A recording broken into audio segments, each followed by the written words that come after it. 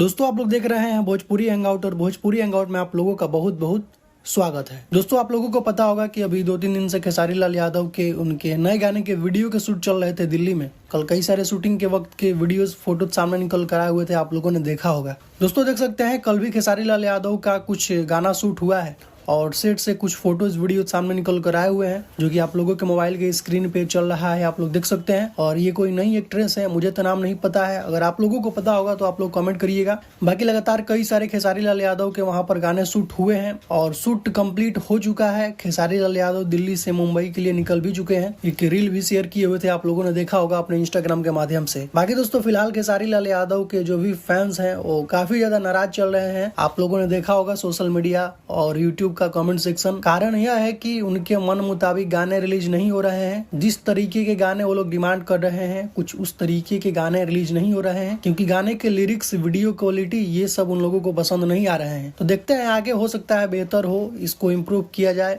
और जो भी होगा आने वाले गाने में आप लोगों को देखने को मिलेगा। बाकी यही शूटिंग के वक्त का देख सकते हैं, कुछ तस्वीर और वीडियो सामने निकल कर आया हुआ है। तो कुछ यही अपडेट है दोस्तों अभी का। तो इस वीडियो में सिर्फ इतना ही, मिलता है नेक्स्ट वीडियो में। Thank you so much.